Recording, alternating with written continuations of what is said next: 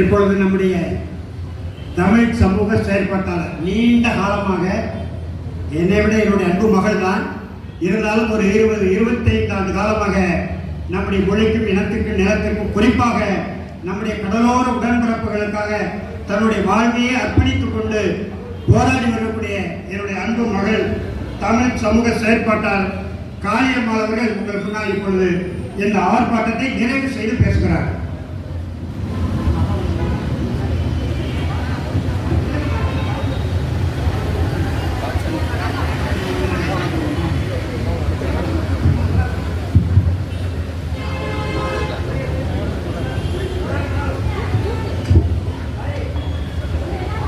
தமிழர் திரள் ஆர்ப்பாட்டத்திற்கு ஏற்பாடு செய்த அனைத்து நிலை பொறுப்பாளர்களுக்கும், இதற்கு முதல் வித்திட்ட தமிழ் தேச தன்னுரிமை கட்சியினுடைய தலைவர் மரியாதைக்குரிய அப்பா வியனரசு அவர்களுக்கும், இந்த நிகழ்வில் பங்கேற்று எனக்கு முன்னால் உரை நிகழ்த்திய அனைத்து நிலை பொறுப்பாளர்களுக்கும், பல்வேறு தமிழர் நல இயக்கத்தை சார்ந்தவர்களுக்கும், இங்கு கூடியிருக்கக்கூடிய பெண்களுக்கும், என்னுடைய உறவுகளுக்கும்,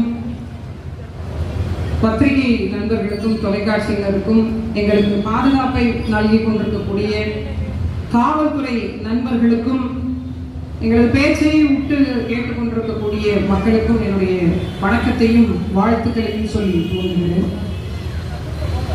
இந்த தேர்தல் நேரம் விதவிதமான அறிவிப்புகள், பல வகையான கூட்டணிகள்னு பல்வேறு அரசியல் கட்சிகள் தங்களுடைய அரசியல் நகர்ல அடுத்த கட்டத்துக்கு எடுத்துக்கொண்டு போக, ஆனா இங்கு ஒரு கூட்டம் மக்களுக்கான போராட்டத்தை, மக்களுக்கான பிரச்சனைகளை, குறிப்பாக தமிழ்நாடு அரசு முன்னெடுக்க வேண்டிய ஒரு போராட்டத்தை, எதிர்கட்சிகள் முன்னெடுக்க வேண்டிய ஒரு போராட்டத்தை, தமிழ்நாட்டில் இருக்கக்கூடிய தேர்தலை சந்திக்கக்கூடிய கட்சிகள் எடுக்கக்கூடிய போராட்டத்தை இன்னைக்கு மக்கள் அமைப்புகளாக இந்த தமிழர் திரள் ஆர்ப்பாட்டம் எடுத்திருக்கு.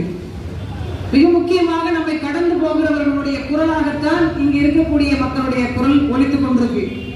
என்னன்னு கேட்டீங்கன்னா, தமிழ்நாட்டுக்கு வர வேண்டிய தொகை, தமிழ்நாட்டினுடைய உரிமை தொகை, தமிழ்நாட்டினுடைய வரி பணத்தில் வரக்கூடிய தொகையை ஏங்க தமிழ்நாட்டுக்கு கொடுக்க மாட்டீங்க அப்படின்ற கேள்வியைத்தான் ஒரு சாமானிய மக்களாக இங்க இருக்கக்கூடிய மக்கள் நாம முன்வைக்கிறோம்.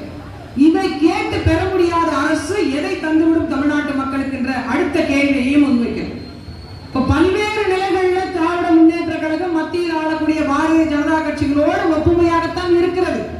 ஒன்றோடு ஒன்று கலந்தாற் போல்தான் பேசுகிறார்கள், அழைக்கிறார்கள். இவர்கள் விருந்துக்கு அவர்கள் செல்ல, அவர்கள் விருந்துக்கு இவர்கள் செல்ல, மக்களுக்கான நலத்திட்ட உதவிகள் மட்டும் வரவே. அது என்னங்க காரணம்? இதை பத்தி நீங்க பேசவே மாட்டீங்களா அப்படின்னா சிந்திச்சு பாருங்க. ஒரு பக்கம் 2 லட்சம் கோடி காசு எங்களுக்கு வரல அப்படின்னு திமுக அரசு சொல்லுது. நாங்க 10 லட்சம் கோடி கொடுத்துட்டோம் அப்படின்னு பாஜக அரசு சொல்லுது. அப்ப பணம் எங்க போச்சு? எங்களுக்கு வர வேண்டிய தொகையே 2 லட்சம் கோடி வரல அப்படின்னு தமிழக அரசு ஒரு பக்கம் பேசிக் கொண்டிருக்க, நாங்க 2 லட்சத்தையும் தாண்டி 10 லட்சம் கோடி உங்களுக்கு கொடுத்திருக்கிறோம் மரியாதைக்குரிய அண்ணன் எல் முருகன் அவர்கள் பேசுறார். இப்ப என்னன்னா, கிணறு வெட்டின ரசீது என்கிட்ட தான் இருக்கு, கிணறு வெட்டின ரசீது என்கிட்ட தான் இருக்கு, ஆனா கிணத்தை மட்டும்தான் காணும். இது என்ன மாதிரியான அப்ப மத்திய அரசுக்கும் மாநில அரசுக்கும் கணக்கு தெரியலையா? மக்களுடைய வரி பணம் எவ்வளவு வந்ததுன்னு புரியலையா? இப்ப ஜிஎஸ்டி எவ்வளவு தமிழ்நாட்டுக்கு அரசு ஒதுக்குறீங்கன்னு ஒரு மத்திய இணையமைச்சருக்கு தெரியலையா? அல்லது எனக்கு வர வேண்டிய தொகை எவ்வளவுன்னு தமிழக அரசுக்கு தெரியலையா? உண்மையிலே ஓட்டு போட்ட மக்களுக்கு எங்களுக்கு தான் உண்மை தெரியல. எங்களுக்கு தான் யாருக்கு வாக்கு செலுத்துறதுன்னு தெரியல, யாரு நல்லவங்கன்னு தெரியல, யாரு மக்களுக்கானவங்கன்னு தெரியல, யார் வந்து இந்த நிலையை மாத்த போறாங்கன்னு தெரியல. இது எப்படிப்பட்ட ஒரு நிலைமை? இப்படி ஒரு கேடு கெட்ட ஒரு நாட்டில் நாம வாழ்ந்து இந்த ஆட்சி அதிகாரத்தை ஏற்றுக்கொண்டிருக்கக்கூடிய மக்களாகத்தான் நாம் இருக்கணுமா? இப்படிப்பட்ட ஒரு நிலைமையில்தான் இந்த மக்கள் வாழ்ந்து கொண்டே இருக்கணுமா? இது ஒரு பக்கம் இருக்கு. இன்னொரு பக்கம் தமிழ்நாட்டினுடைய கல்வி ஏங்க மேம்படல? பள்ளிக்கூடங்கள் ஏங்க? பெண் பிள்ளைகள் படிக்கின்ற பள்ளிக்கூடத்துல கழிவறைக்கு கதவு இல்லைங்க. நாமெல்லாம் இன்னும் பேசிக் கொண்டிருக்கிறோம், நாங்கள் தான் இந்த இடத்துல மிகப்பெரிய கொடியை நாட்டினோம் என்று தனிப்பெரும் பெருமையை பேசிக் கொண்டிருக்கிறோம். பெண் பிள்ளைகள் படிக்கிற பள்ளிக்கூடத்துல கழிவறைக்கு கதவு இல்லை. அப்படிப்பட்ட ஒரு வாழ்க்கை தான். நீங்க போய் கேளுங்க, உங்க பெண் பிள்ளைங்க நல்லபடியான கல்வி நிலையத்துல போயிட்டு வரணும். மரியாதைக்குரிய அண்ணன் அன்பில் அவர்கள்ட்ட கேட்டா என்ன சொல்றாரு? வர வேண்டிய தொகை மத்திய அரசு கொடுக்க மாட்டேங்குது. மாட்டுது, கல்விக்கான தொகை கூட கொடுக்க மாட்டுது. அதனால மரத்தடியில நடத்த வேண்டிய ஒரு நிர்பந்தத்துக்கு தள்ளப்பட்டிருக்கோன்றார். இந்த லட்சணத்துல மும்மொழி கொள்கை, 2 மொழி படிக்கவே இங்க பள்ளிக்கூடம் இல்ல, இல்ல 3 மொழியை படிக்க வேண்டும் என்று ஒரு திணிப்பு. அப்ப இது யாருக்கான ஒரு நிலைமை? உண்மையிலேயே ஒரு குடியரசு நாட்டுல தான் நம்ம வாழ்றோமா? உண்மையிலேயே ஒரு ஜனநாயக நாட்டுல தான் நம்ம வாழ்றோமா? முதலாளித்துவ நாட்டில் கூட பள்ளிக்கூடம் இலவசமாக ரொம்ப தரமாக சரியாக கொடுக்குறாங்க, முதலாளித்துவ நாட்டில் கூட.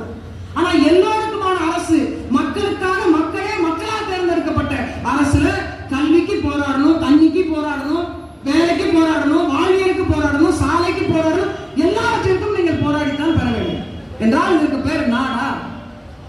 இது ஒரு பக்கம். இன்னொரு பக்கம் பெண்களுக்கான நிலைமை. எனக்கு பின்னால் நிற்கிறவங்க எல்லாம் ரொம்ப பாதிக்கப்பட்டவங்க. உண்மையை சொல்ல போனா பேருந்தில் பெண்களுக்கு இலவசம் ஒத்துக்கிறோம், மாசம் பெண்களுக்கு 1000 ரூபாய். இந்த பெண்கள்கிட்ட இருந்து இந்த அரசு எவ்வளவு பிடுங்குது ஒரு மாசத்துக்கு? ஒரு வீட்டுக்கு ஒரு குடிநோயாளி இருப்பதாக நான் சொல்லல, ஒரு கணக்கெடுப்பு சொல்லுது, ஒரு வீட்டுல ஒரு குடிநோயாளி இருப்பதாக. அப்ப நீங்க கிட்டத்தட்ட இவங்களுக்கு கொடுக்கக்கூடிய அந்த 1000 ரூபாய் தொகை இருக்கு பாத்தீங்களா, அது 1 கோடி பெண்களுக்கு அப்படின்னு சொல்லி, இந்த 1 கோடி பெண்களுக்கு வச்சுப்போம். 1 கோடி குடும்பத்துல ஒரு குடிநோயாளி இருக்கிறார், ஒரு நாளைக்கு அவர் 500 ரூபாய் செலவு பண்றார் குடிக்கு மட்டும். அப்போ உங்களுக்கு வர்ற தொகை, அந்த ஒவ்வொரு பெண்கள் வீட்டிலிருந்து மாசம் 15,000 ரூபாயை நீங்க வாங்கிக்கிட்டு 1000 ரூபாயை பெண்களுக்கு கொடுத்து பெண்களுக்கான நலத்திட்டத்தை நாங்க செஞ்சுட்டோம். இது எப்படின்னா, நான் சொல்லல, இதுக்கு முன்னாடி இருந்த மரியாதைக்குரிய திமுகவினுடைய இளவரசி அவர்கள், அக்கா கனிமொழி அவர்கள் இந்த வார்த்தையை சொன்னார். தமிழ்நாட்டில் இளம் விதவைகள் அதிகமாயிட்டாங்க, சாராய கடைகள் வந்து இங்க இருக்கக்கூடிய பெண்களுடைய வாழ்க்கையை கிடைச்சிருச்சு. சாராய ஆலை யாருமா வச்சிருக்கா? அது நாங்க தான் வச்சிருக்கோம், அது நாங்க கம்மி தான் வச்சிருக்கோம். தெரியுமா? அம்மா தெரிஞ்சா நம்ம போட்டுருக்கோம். சாராயம் தயாரிக்கிற ஆலையும் அவங்க எல்லாம் வச்சிருப்பாங்க, திரும்ப சாராய கடைகளும் அவங்க தான் வச்சிருப்பாங்க. அவங்க எதிர்கட்சியா இருந்தா போராடுவாங்க, ஆளுங்கட்சியா இருந்தா நடத்துவாங்க. இதற்கு பேர் அரசு, இதற்கு பேர் தான் தமிழ்நாட்டுடைய நிலைமை. இதை பத்தி நம்ம மக்களுக்கு ஏது கவலை? முன்னாடி பாத்தீங்க அப்படின்னா, எங்கேயாவது ஒரு மூலையில பெரியவங்க வந்துருவாங்கன்னு தெரியாம ஒரு கருவ காட்டுக்குள்ள எங்கேயாவது ஒரு மறைவிடத்துல வச்சு ஒரு ஏதாவது ஒரு பாட்டுல ஒரு பெரியவங்க வேலைக்கு போயிட்டு வராங்க, உடல் கலைப்பு அப்படி இப்படின்னு ஏதாவது ஒரு காரணத்தை சொல்லி ஒரு மூலையில தெரியாம, பிள்ளைக்கு தெரிஞ்சிட போகுது, பொண்டாட்டிக்கு தெரிஞ்சிட போகுது, சொந்த பந்தத்துக்கு தெரிஞ்சிட போகுது, நண்பருக்கு தெரிஞ்சிட போகுது, மறைக்க மாட்டாங்க நம்மள அப்படின்னு இருந்த ஒரு காலம் இருந்தது. ரொம்ப வருஷம் இல்ல, ஒரு 10 ஆண்டுகளுக்கு முன்பு. ஆனா இன்னைக்கு எப்படி தெரியுமா? Birthday party, friendship day party, bestie day party, breakup ஆன பார்ட்டி, இன்னொரு பிக்கப் கிடைச்சா பார்ட்டி, எல்லா செலிப்ரேஷனுக்கும் பார்ட்டி தான். ஒருத்தன் மருந்து குடிச்சுட்டா அதுக்கு பார்ட்டி வச்சாங்க. உண்மையா அவன் சாவலையா பொழைச்சுக்கிட்டான், அதுக்கு ஒரு பார்ட்டி. இதை எல்லா திரைப்படங்களுமே காட்டுது, திரைப்படங்களுமே இதை சாதாரணப்படுத்துது. எதுக்குனாலும் பார்ட்டி வைக்கிறாங்க, எதுக்குனாலும் குடிக்கிறாங்க. அது ஆணா இருந்தாலும் பரவாயில்ல, பெண்ணா இருந்தாலும் பரவாயில்ல, குடும்ப தலைவியா இருந்தாலும் பரவாயில்ல, தலைவனா இருந்தாலும் பரவாயில்ல, இதெல்லாம் ஒரு சாதாரணமான நிகழ்வு என்று வரக்கூடிய சில திரைப்படங்களும் இப்படி போன்ற காட்சிகளை காண்பித்து காண்பித்து நம்மளை குடி நோயாளியாக்கி அடிமையாக்கி, காலையில கடையை திறந்த உடனே ஒரு பெண் பிள்ளை போய் சரக்கு கடையில நின்று சரக்கு வாங்கின காணொலிகளை நம்ம பார்க்கிறோம். கல்லூரி மாணவிகள் குடிக்கிறத பார்க்கலாம், பள்ளி மாணவிகள் குடிக்கிறத பார்க்கலாம். எப்படிப்பட்ட உலகத்துல வாழும் பாருங்க. பள்ளி மாணவனுடைய பையில கஞ்சா பட்டலம் இருக்கான ஆய்வு நடத்தக்கூடிய நிலைமையில தான் இன்னைக்கு தமிழக அரசு இருக்கு. பிள்ளைகளை பெற்ற அத்தனை பெரிய பெரியவர்களுக்கும் பெற்றோர்களுக்கும் இந்த பயத்தை உருவாக்கி இருக்கிறது இந்த அரசு. இதை கண்டிக்க வேண்டியது அரசு, காவல்துறை. சிந்திச்சு பாருங்க, தெருவுக்கு தெரு கஞ்சா விற்கிறாங்க. இப்ப தெருவுக்கு தெரு கஞ்சா விற்கிறாங்க. எங்க கஞ்சா விற்கிறாங்க, யார் அது சப்ளையர், இது எல்லாமே காவல்துறைக்கு தெரியும். ஏன்?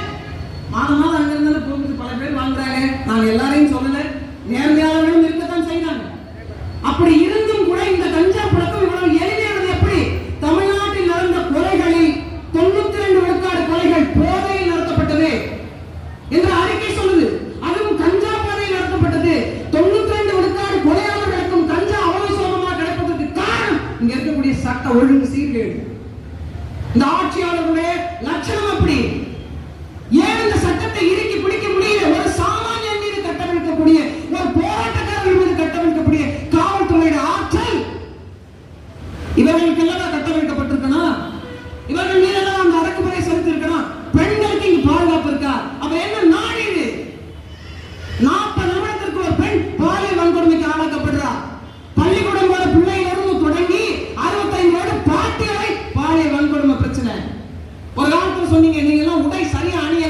அதனால அந்த பிரச்சனை நடந்துச்சு. 6 மாச குழந்தைக்கு பாலியல் பிரச்சனை, 65 வயது பாட்டிக்கு பாலியல் பிரச்சனை. அவங்க என்ன உடை அணிஞ்சாங்க? என்ன உடை அணிஞ்சாங்க?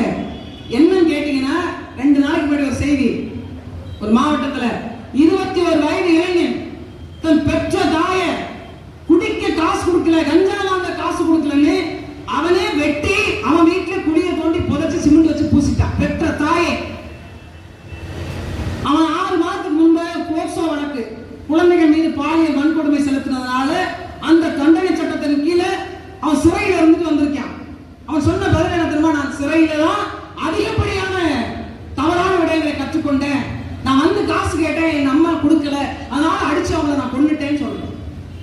காரணம் என்ன? கஞ்சா போதை. பெற்ற தாயினும் தெரியல, பெற்ற மகனும் தெரியல, எதுவென்றும் தெரியாத கண்மூடித்தனமான ஒரு போதை சமுதாயத்தை உருவாக்கி வச்சு. ஒரு பக்கம் பார்த்தீங்கன்னா சாராய கடை, மதுக்கடை. காலையில வர்றேன், காரைக்கால் பக்கத்தில் தாண்டி வர்றேன், இந்த வாஞ்சி செக் போஸ்ட் கிட்ட பார்த்தீங்க அப்படின்னா சின்ன வயசு பையனும் ரோட்ல கிடப்பான், பெரிய முதியவரும் ரோட்ல கிடப்பான். கண்ணில தெரியலங்க. நான் நடந்து போறேன்னா, தவழ்ந்து போறேன்னா, உருண்டு போறேன்னா தெரியல. மேல உடை இருக்கா இல்லையா தெரியல. அப்படி கண்மூடித்தனமான போல. இதனால அந்த குடிமம் நிர்கதியாகி ஒரு பள்ளிக்கூடம் படிக்கிற பிள்ளை எழுதி வச்சுட்டு சாகிறான். இதை விட இந்த நாட்டுக்கு என்ன அசிங்கம் தேவை? தயவு செய்து ஆட்சியாளர்களே, இந்த சாராய கடையை மூடுங்கள், என் மரணமாவது உங்கள் கதவை தட்டட்டும் என்று எழுதி வச்சு செத்து போன ஒரு பள்ளிக்கூடம் மாணவி. என் அப்பாவினுடைய போதையினால் என் குடும்பம் அழிந்ததாக இருக்கட்டும், நான் மரணித்த பிறகு இந்த சாராய கடையை மூடுங்க அப்படின்னு ஒரு பள்ளி மாணவி எழுதி வச்சு இந்த மண்ணை சாகிறான்னா அதை விட நரகம் என்ன இருக்கு? என்ன என்னங்க ஆட்சி, என்னங்க அதிகாரம் உங்களுக்கு? என்ன பதவி? 5 ஆண்டு காலம் நீங்கள் சட்டமன்ற உறுப்பினர், 5 ஆண்டு காலம் நீங்கள் அமைச்சர், அதற்கு பிறகு நீங்கள் யார்? இந்த 5 ஆண்டு காலம் இந்த அமைச்சர் என்ற போத, இந்த பதவி, இது மட்டும்தான் உங்கள் வாழ்க்கையா? வாழ்ற நாள் ஒரு நாளாவது நான் நேர்மையாக மக்களுக்காக உழைத்து நின்றிருக்கிறேன் என்ற ஒரு ஆத்ம திருப்தியோடு நீங்க எல்லாம் சாக வேண்டாமா?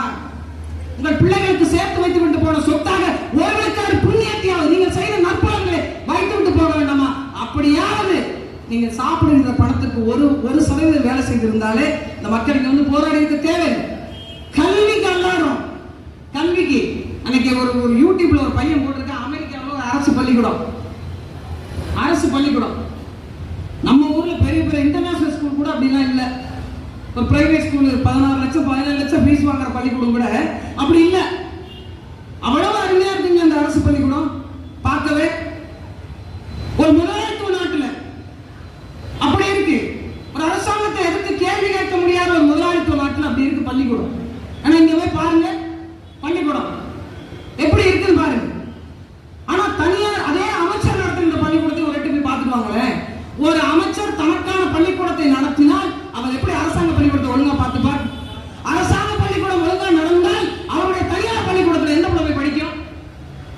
எப்படி ஒரு அமைச்சர்கள் தனக்கான ஒரு தனி பள்ளிக்கூடத்தை நடத்த முடியும்? அவர் மக்கள் பிரதிநிதியா அல்லது தொழிலதிபரா? எப்படி அவருக்கான தனி மருத்துவமனை நடத்த முடியும்? தனி பேருந்தை எப்படி நடத்த முடியும்? நடத்தினால் அவர் மக்களுக்கான வேலை செய்வாரா, தொழிலதிபரா இருப்பார் என்ற கேள்வி என்னைக்காவது நம்ம வச்சிருக்கோமா? நமக்கு என்னென்ன பிரச்சனை? தேர்தல் வந்துட்டா ஓட்டுக்கு 2000 ரூபாய் காசு. இந்த 2000 ரூபாய் எதை தந்துவிடும்?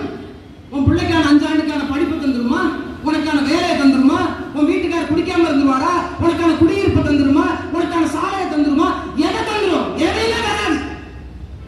நீ குழுல வாங்கியிருக்கிய 72 கடன், அதை எதையாவது ஒண்ணு அடைச்சிருமா? எதையும் பண்ணாது. 2000 ரூபாய் அன்னைக்கு வாங்கி வச்சுக்கிட்டு வேணா ஒரு 10 ஒரு மூட்டை அரிசி 25 கிலோ அரிசி எடுத்து போட்டு வச்சுக்கலாம் வீட்டுல. அதை தவிர நமக்கான உரிமையை தந்துருமா? லட்சக்கணக்கில் பெண்கள் பாலியல் வன்கொடுமைக்கு உள்ளாகிறாங்களே, அதெல்லாம் மீட்டு தந்துருமா? கச்சத்தீவை மீட்டு கொண்டு வந்துருவாங்களா? எப்ப அந்த கச்சத்தீவு ஒன்று மாட்டிக்கிச்சு பாருங்க, வாய் இருந்ததுன்னா அழுவோம். தேர்தல் வந்துருச்சுன்னு வச்சுங்களேன், அவங்க கச்சத்தீவுன்னு ஒரு சட்டைக்கு போட்டுக்குவாங்க. ஏன்பா கொடுத்தீங்க அப்படின்னா, அது கொடுத்ததுதான் அப்படின்னு ஒருத்தர், அது தெரியாம கொடுத்துட்டோம், முடிஞ்சா வாங்கிடுவோம் ஒருத்தர், நாங்க அதை மீட்காம விடவே மாட்டோம் அப்படின்னு ஒருத்தர், கச்சத்தீவு தான் எல்லாத்துக்கும் நிரந்தர தீர்வு அப்படின்னு ஒரு பக்கம். உண்மையிலேயே கச்சத்தீவு வச்சு ஏன் இவ்வளவு அரசியல்? ஏன் அது தேர்தல் வந்தா மட்டும் கச்சத்தீவை வச்சு அரசியல்? கச்சத்தீவை பேசுகின்ற நீங்கள் கடலோர மக்கள் பத்தி ஏன் பிரச்சனை பேச மாட்டேங்கிறீங்க? கச்சத்தீவு தாரை வார்க்கப்பட்டதிலிருந்து தொடங்கித்தான் கடலோர மக்களுடைய வாழ்வாதார பிரச்சனைகள் தொடக்கப்பட்டது. ஆனால் அதற்கு பிறகு கச்சத்தீவு ஒரு தனியாகவும் கடலோர மக்களுடைய வாழ்க்கை பிரச்சனை தனியாகவும் பிரித்து பார்க்கப்பட்டது. இதுதான் யதார்த்தம். இப்படித்தான் அரசியல்வாதிகள் பார்த்தாங்க. உண்மையிலேயே கச்சத்தீவை மீட்க முடியாதா? முடியும். ஏன் இதை பண்ண மாட்டாங்க? பண்ணிட்டா அடுத்த தேர்தலுக்கு அரசியல் பண்ண முடியாதுல்ல. நீ சொந்த நாட்டு மக்களை 1000க்கும் மேற்பட்ட மக்கள் மீன் பிடிக்க போன மக்களை கொண்டிருக்கிறாங்க. இலங்கை கடற்படை சுட்டு கொண்டிருக்கிறாங்க. பெட்ரோல் மேல ஊற்றி கொளுத்தி விட்டு இருக்கிறாங்க. பச்சை மீனை திங்க சொல்லிக்கிறாங்க. அப்பாவையும் மகனையும் புலர வைத்திருக்கிறாங்க. அடிச்சு கொடுமைப்படுத்திருக்கிறாங்க. இரும்பு மாதிரி இருக்குங்க அந்த கயிறு, அந்த கைத்தால அடிச்சிருக்காங்க. சைலன்சர் இருக்கு பாருங்க, வண்டி சைலன்சர் இல்ல, போட்டோட சைலன்சர். அந்த போட்டோட சைலன்சர்ல சுட சுட ஆளை கட்டி வச்சு கொண்டிருக்கிறாங்க. இவ்வளவு பெரிய ரண கொடூரங்கள், சித்திரவதைகள் அனுபவிக்கப்பட்டு கொல்லப்பட்டிருக்கிறாங்க. 1000க்கும் மேற்பட்டவர்கள் கொல்லப்பட்டிருக்காங்க சொந்த நாட்டுக்குடிய. இந்த அரசுகள் இதுவரைக்கும் எடுத்த நடவடிக்கைகள் என்ன? அதிகபட்ச அறிக்கை விட்டதோடு வேற என்ன நடவடிக்கை எடுக்கப்பட்டிருக்கு? ஒரே ஒரு கண்டனம் இலங்கைக்கு இதுவரைக்கும் சொல்லியிருக்கா இந்திய அரசு. இதற்கு மேல் எங்கள் கடலோர மக்கள் மீது கை வைத்தால் நடக்கிறது வேற, உன் நாட்டின் மீது பொருளாதார தடை விதிப்பேன் சொல்லியிருக்கா. கொடுமை என்ன தெரியுமா? அறிவிச்சார்ந்த தமிழ் சமூகத்தின் மக்களை தெரிந்து கொள்ளுங்கள். அவன் சுடுகின்ற துப்பாக்கி என்னுடைய வரிப்பணத்தில் வாங்கியது. அவன் வருகின்ற கப்பல் என்னுடைய வரிப்பணத்தில் வாங்கியது. அங்கு செய்யக்கூடிய வேலை செய்யக்கூடிய சாப்பாடும் சம்பளம் என்னுடைய வரிப்பணம். என்னுடைய வரிப்பணத்தை வைத்துக் கொண்டுதான், அந்த காசு வாங்கிய துப்பாக்கி வைத்துக் கொண்டுதான் அவன் என் நெஞ்சை நோக்கி குறிவைத்து சுடுகிறான். உலகத்தில் இந்த மாதிரி ஒரு அநியாயம் நடந்ததுண்டா? இந்த மாதிரி அக்கப்போது எங்கேயாவது நடந்திருக்குமா? என் சொந்த காசு நானே கட்டி வாங்கி என்னை குத்திக் கொள்வதற்கு சமம். இலங்கை கடற்படை இந்திய குறிப்பாக தமிழக மீனவர்களை அடிப்பதும் கொல்லுவதும், அவங்களுக்கு போர்ப்படை பயிற்சி யார் கொடுப்பது? இந்திய அரசாங்கத்தினுடைய பணத்தில், குறிப்பாக எங்களுடைய வரிப்பணத்தில் 65,000 கோடி ஒரு ஆண்டுக்கு வருமானத்தை ஈட்டித் தருகிற கடற்படை மக்களைத்தான் இந்த பாடப்படுத்திக் கொண்டிருக்கிறாங்க. யாருடைய சொத்து கச்சத்தீவு? இந்திய அரசாங்கத்தினுடைய சொத்தா? தமிழ்நாட்டு அரசுடைய சொத்தா? தமிழ் மன்னருடைய சொத்து. அது தூக்கி யாரை கிட்ட கொடுத்தீங்க? உங்க சௌரியத்தை தூக்கி கொடுப்பீங்களா? உங்க அப்பன் வீட்டு சொத்தா? உங்க வீட்டு சொத்தை தூக்கி கொடுங்க தாராளமா. யார் நாங்க வந்து கேட்க போறோமே? கொடுத்து விட்டு எவ்வளவு நாடகங்கள், எத்தனை தீர்மானங்கள், எல்லாம் வெறும் காகித குப்பை, எல்லாம் காகித குப்பை. இதுவரைக்கும் போடப்பட்ட தீர்மானங்களுடைய நகர்வு என்ன? இப்ப மட்டும் போட்டு என்ன ஆக போகுது? வாங்கி கொடுத்துட போறீங்களா? உண்மையே சொல்றேங்க, நான் பல கூட்டங்களை சொல்லியிருக்கேன். இந்த நாட்டினுடைய பறந்து விட்டு வாழ்ந்ததுனாலே இந்த கடலோர மக்களுக்கு பரதவன் என்று பேர். பறந்து விரிந்து வாழ்ந்ததுனால் பரதவன். ஆனா அவனுக்கு வாழ்ற நிலத்துக்கு 72 விழுக்காடு மக்களுக்கு பட்டாரு. நான் வெளிப்படையா சொல்றேன், எங்க வீட்டு கரண்ட் பில்லு நான் என் பேர்ல கட்டுறது இல்லை. எங்களுக்கு சுனாமி வீடு கொடுத்து இப்ப 20 வருஷம் ஆகும். 20 வருஷமாவும் நான் கலெக்டர் பேர்ல தானே கரண்ட் பில் கட்டுறேன். இந்த டிஸ்ட்ரிக்ட் கலெக்டர் பேர்ல தான் கரண்ட் பில் இருக்கு. நான் தேர்தலில் போட்டிட்ட போது தேர்தல் ஆணையர் சொன்னார், அங்க இருந்தவர், நீங்க போய் உங்களுக்கு இபில கிளியரன்ஸ் தான் வாங்கிட்டு வாங்க, அதாவது நோட்டிவ் இல்லைன்னு வாங்கிட்டு வாங்க, உங்களுக்கான நிலுவை தொகை எதுவும் இல்லை அப்படின்னு வாங்கிட்டு வாங்க அப்படின்னு கேட்கிறேன். நான் போய் வாங்கிட்டு போய் வேணும்னு தான் வாங்கிட்டு போனேன். தெரியணும் பாருங்க அரசாங்கத்துக்கு என்ன லட்சணத்தில் வச்சிருக்காங்கன்ட்டு.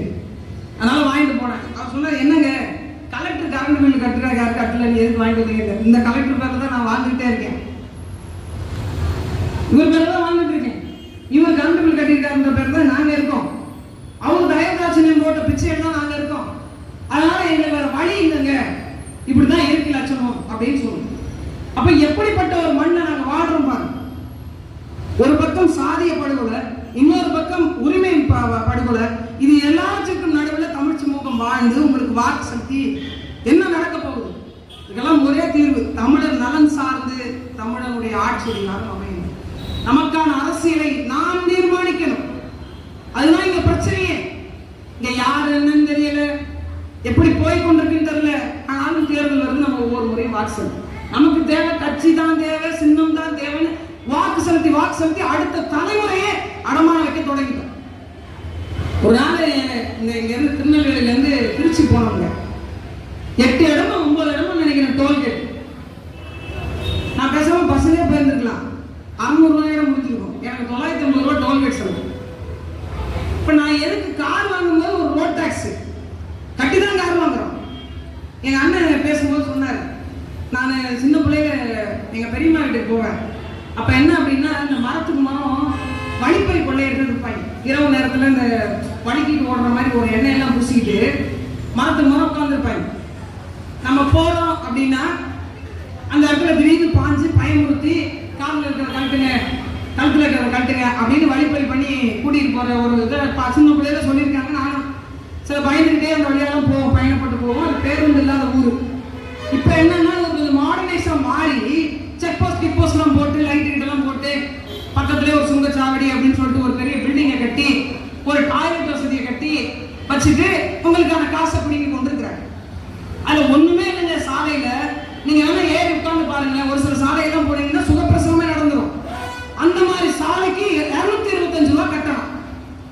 225 ரூபா வாங்குறீங்க ஒரு வண்டிக்கு. உங்களோட லைசன்ஸை காட்டுங்க, எவ்வளவு நாள் இருக்கு, எத்தனை நாள் இருக்கு, இன்னும் எவ்வளவு முடிஞ்சிருக்கு, உங்களோட ஓனர் யாரு, ஏன் இந்த மாதிரியான திட்டங்கள்லாம் நீங்க செய்யல, 40 கிலோமீட்டருக்கு ஒரு சுங்கச்சாவடியே வச்சிருக்கீங்க, இது நகர்ப்புற எல்லை, இதை தாண்டி தானே வைக்கணும் நம்ம கேட்டோம் அப்படின்னா நாங்க சப் கான்ட்ராக்டருங்க, ஒரிஜினல் கான்ட்ராக்டர் வேற ஒருத்தருங்க. சரி, ஒரிஜினல் கான்ட்ராக்டர் எங்கங்க இருக்காரு? அது மேலங்க, அது வேற ஒருத்தருங்க.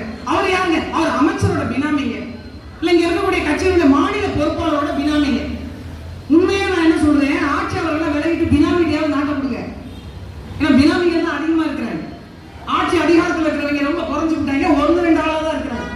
அப்ப எப்படிப்பட்ட ஒரு நிர்வாகம் பாருங்க. ஒரு சாலையில ஒரு பயணிக்க முடியல, அவ்வளவு நெருக்கடி சூழ்நிலை. ஏன்டா இந்த வழியா போறோம்னு டோல்கேட் இல்லாத சாலையா சந்து பந்தெல்லாம் சுத்தி போற வண்டிகள் பல வண்டிகள் இருக்கும். இன்னைக்கு எங்க பார்த்தாலும் வரி. அதுவும் இப்ப புதுசா வரப்போகுதுன்னு சொல்லியிருக்காங்க. மே மாசம் 1ஆம் தேதியில இருந்து நீங்க ஒவ்வொரு முறையும் ஜிபேல அனுப்புற காசுக்கு, ஏடிஎம்ல எடுக்கிற பணத்துக்கு, அதை விட குறிப்பா பேலன்ஸ் செக் பண்ணுவீங்கல்ல, ஜிபேல செலவு பண்ணதுக்கு மிச்சம் எவ்வளவு இருக்குன்னு பேலன்ஸ் செக் பண்ணுவீங்கல்ல, அதுக்கு ஒவ்வொரு டிரான்சாக்ஷனுக்கும் 17 ரூபாயில இருந்து 19 ரூபாய் காசு எடுப்பாங்க. மே 1ஆம் தேதியில இருந்து. வாழ்க நாடு, வளர்க சனநாயகம், ஓங்குக இந்திய ஒன்றியம். என்ன சொல்றது பாருங்க. நான் பார்த்தீங்கன்னா கையில காசு வச்சுக்கிறதே இல்லை. ஏன்னா இவங்க சொன்னாங்க டெக்னாலஜிக்கு வாங்க, டெக்னாலஜிக்கு வாங்க, ஆன்லைன்ல வாங்க, மணி டிரான்சாக்ஷன் வச்சுக்கோங்க, அதாவது ஆன்லைன் மணி டிரான்சாக்ஷன் வச்சுங்க, கையில காசு வச்சுக்காதீங்க, அது பெரிய தப்புங்க, பெரிய படுபாதகம். என்ன நீங்க என்ன வளராம இருக்கீங்க, டெவலப்டு இந்தியாவில் இருங்க, அன்டெவலப்டு இந்தியாவில் இருக்காதீங்க எல்லாம் சொன்னாங்க. சரி, அவங்க சொல்றாங்க ஏதோ ஒரு பெரிய உச்சத்துல கொண்டு போய் வைக்க போறாங்கன்னு நானும் பர்ஸ் வச்சுக்கிறதுல காசு வச்சுக்கிறது. இப்போ ஒரு டிரான்சாக்ஷனுக்கு ஜிபேக்கும் போய் பெட்ரோல் பங்க்ல கொடுத்து ஒரு 17 ரூபா போச்சுன்னா வச்சிருக்கிற இருப்பு பேலன்ஸே வெறும் 13,200 ரூபா தான். நாங்க 4 பங்க்ல டீசல் போட்டு வந்ததுக்குள்ள இது 250 ரூபா போயிடும். ஒவ்வொரு ஆன்லைன் டிரான்சாக்ஷனுக்கு 17 ரூபான்னா எங்கெங்க போகுது காசு? இந்த பணம்லாம் எங்க போகுது? இதனுடைய வெள்ளை அறிக்கை கொடுக்கறதுக்கு மரியாதைக்குரிய நிதியமைச்சர் அவர்கள் தயாரா இருப்பாங்களா? அப்ப இது யாருக்கான திட்டம்? இப்ப எதுக்கு எங்க ஆன்லைன் டிரான்சாக்ஷன் தள்ளுனீங்க என்றால் கேள்வி. ஒட்டுமொத்தமாக இங்கு மக்களுக்கு எதிரான சட்டங்களும் திட்டங்களும் தான் வருகிறதே தவிர மக்களுக்கு தேவையான ஒன்று இங்கே நடக்கவே. அது குறிப்பா இந்த தென் மாவட்டங்களில் நடக்கக்கூடிய சாதிய ஆணவ படுகொலை. என்னப்பா காரணம் கேட்டா, இடையில ஒரு பையன் 24 வயது, அவர் ஒரு திரைப்படம் பார்த்துட்டு வந்து கொடுத்த பேட்டியும் அவர் செஞ்ச செயலும் ஒன்னா இருந்ததுங்க. ஆச்சரியம் என்னன்னா, அவருடைய தங்கை வேறொரு சாதி பையனை திருமணம் பண்ணிக்கிட்டாங்க அப்படின்ற ஒற்றை காரணத்துக்காக அந்த பிள்ளையை அடிச்சே கொண்டிருக்கிறார். அந்த பொண்ணோட வயது ஒத்த பையன் தான். எப்படி இது போன்ற சாதிய எண்ணங்கள் இந்த இள வயதில் திணிக்கப்படுது? யாருப்பா நீங்கெல்லாம் தமிழ் குடிகள், எங்கிருந்து வந்து சாதி? சாதி என்பது நீங்கள் செய்த தொழிலுடைய அடையாளம். இந்த வேலைதான்ப்பா நீ செஞ்சுட்டு இருக்க, அவ்வளவுதான். இதுல எங்கிருந்து வந்தது உயர்வு தாழ்வு? நீயும் தமிழன், நானும் தமிழன், உனக்கும் குலதெய்வம் ஒண்ணு, எனக்கும் குலதெய்வம் ஒண்ணு, மொத்தத்துக்கும் மொத்த தமிழர்களுக்கும் மொத்த குலதெய்வம் முருகன் என்றால் உனக்குள்ள எனக்குள்ள எப்படி சாதிய வேறுபாடு இருக்கும்? இந்த வேறுபாடை வைத்துத்தான் நம்மளை எல்லாம் வேற யாரும் வந்து ஆட்டி படைச்சிட்டு போயிட்டாங்க. நீங்க எல்லாம் ஒன்னா இருந்தீங்க அப்படின்னா, நாம எல்லாம் ஒன்னா இருந்தோம் அப்படின்னா இங்க மற்ற மொழியாளர்கள் வந்து வாழட்டும், ஆண்டிருக்க முடியாது. நாம ஆண்ட பரம்பரை என்று பேசிக் கொண்டிருக்கிறோம். தமிழ்நாட்டை யார் ஆண்டு கொண்டிருக்கிறார்? யார் பரம்பரை? உங்க பரம்பரையா அல்லது என் பரம்பரையா? இல்லையே. அப்ப தமிழ்நாட்டுல மக்களுக்கான அதிகாரம் ஒன்றுபடணும் அப்படின்னா நீங்கள் தமிழர்கள் என்ற ஒற்றுமை நோக்கோடு நாம் இருக்கணும். இங்கு சாதியத்தையும் அதன் மூலம் வரக்கூடிய கோபத்தை மட்டும்தான் தமிழன் வைத்திருந்தானா? ஒரு காலத்துல சேர சோழ பாண்டியன் நம்ம பாட்டனுக்குள்ளே அடிச்சுக்கிட்டதுனால தான் இங்க வேற வேற ஆட்கள் வந்தாங்க. விஜயநகர பேரரசு வந்தது, மராத்தியர்கள் வந்தாங்க, போர்ச்சுகீசியர் வந்தாங்க, வெள்ளக்காரர் வந்தாங்க, எல்லாரும் வந்தாங்க. இவங்க 3 பேர் ஒன்னா இருந்தாங்கன்னா யாரா வந்திருக்க முடியுமா? இது மிக நீண்ட பேரரசாக இருந்திருக்கும் இல்லையா? அதை மக்கள் உணர்ந்து கொள்ளணும். தமிழக அரசு அரசும் சரி, இந்திய ஒன்றிய அரசும் சரி, குறிப்பாக மத்திய அரசு தமிழகத்துக்கு கொடுக்க வேண்டிய நிதியை முறையாக கொடுக்கணும். ஒரு மாற்றாந்தாய் மனப்பான்மையோடு நடத்துவது நிறுத்தப்படணும். ஏன்னா தமிழ்நாட்டின் மூலமாக வருகின்ற வருவாயை கணக்கிட்டுத்தான் ஒன்றிய அரசினுடைய வேலை திட்டங்கள் இருக்கிறதுன்னா, நீங்க ₹1 வாங்கிட்டு எப்படி 9 பைசா கொடுப்பது நியாயமாகும்? வருமானம் குறைவாக கொடுக்கக்கூடிய மாநிலங்களுக்கு, குறிப்பாக பாஜக ஆளுகின்ற மாநிலங்களுக்கு, அவங்களுக்கு தேவைக்கு மேல் கூடுதலான தொகையை கொடுக்குறீங்க. இது ஒரு பெரிய ஒரு ஜனநாயக படுத்துரோகம். தமிழகத்துக்கு வர வேண்டிய 2 லட்சம் கோடி தொகையை உடனடியாக கொடுக்கணும். தமிழ்நாட்டில் இருக்கக்கூடிய மக்களை பெரிதும் சீரழிக்கக்கூடிய, அதிகப்படியான குற்றங்களுக்கு காரணமாக இருக்கக்கூடிய மதுக்கடைகள், குறிப்பாக இந்த போதை பழக்கம், கஞ்சா உள்ளிட்டவைகள் போர்க்கால அடிப்படையில் விரைவாக தடை செய்யப்படணும், நிறுத்தப்படணும். இந்த சுங்கச்சாவடிகள் என்ற பேர்ல நடக்கக்கூடிய பகல் கொள்ளைகள் நிறுத்தப்படணும். குறிப்பாக அதுக்கான கால அவகாசம் முடிந்த சுங்கச்சாவடிகள் கூட எனக்கான கால அவகாசம் இருக்குன்னு போய் சொல்லிட்டு நடத்திட்டு இருக்கக்கூடியவர்கள் உடனடியாக எல்லா சுங்கச்சாவடிகளுக்கும் ஆய்வு நடத்தணும். இனிமேல் புதிய சுங்கச்சாவடிகள் தமிழ்நாட்டில் வரவே கூடாது என்ற கோரிக்கையை முன்னிறுத்தி, தமிழ்நாட்டுக்கு பல்வேறு நலத்திட்டங்கள் தேவையாக இருக்கிறது. அதற்கான வகையில் உங்களுடைய எல்லா கட்சிகளுடைய மக்கள் நலன் சார்ந்த திட்டங்களை முன்னெடுத்து, நிறைய பிரச்சனைகள் இருக்கு. இந்த கச்சத்தீவு மீட்பு என்பது வெறும் அரசியல் கால நாடகமாக இருப்பதை தவிர்த்துவிட்டு கடலோர மக்களுக்கான ஒரு நிரந்தர தீர்வு எட்டப்படணும். இரு நாடுகளுக்கான ஒரு பிரத்யேக சட்டத்தை, மீன்பிடி பிரத்யேக சட்டத்தை உருவாக்கி கடலோர மக்கள் தொடர்ந்து வஞ்சிக்கப்படுவது தடுத்து நிறுத்தப்பட்டு அவருடைய பறிமுதல் செய்யப்பட்ட படங்கள் முழுமையாக அவரிடம் ஒப்படைக்கப்பட வேண்டும். குறிப்பாக அங்கு கைது செய்யப்பட்டு அழைக்கப்பட்டிருக்கக்கூடிய கடலோர சொந்தங்கள் விடுவிக்கப்படணும். ஏற்கனவே சுடப்பட்டு காயம் பெற்றிருக்கக்கூடிய இருவருக்கும் உரிய மருத்துவ சிகிச்சை செய்வதோடு அவர்களுடைய குடும்பத்தாரோடு ஒப்படைக்கணும். அங்கு விதிக்கப்பட்டிருக்கக்கூடிய தமிழ் கடலோர மக்களுக்கு விதிக்கப்பட்டிருக்கக்கூடிய அபராத தொகையை உடனடியாக ரத்து செய்யணும். அப்படி இல்லைன்னா அந்த தொகையை அரசே செலுத்தி அவர்களை விடுதலை செய்து அழைத்து வந்து குடும்பத்தாரோடு ஒப்படைத்ததற்கான ஒரு நிரந்தர தீர்வை முடிவு செய்யணும். இந்த தமிழர் திரள் ஆர்ப்பாட்டத்தின் வாயிலாக கோரிக்கைகளை 2 அரசுகளுக்கும் முன்வைத்து விடைபெறுகிறேன். நன்றி, வணக்கம்.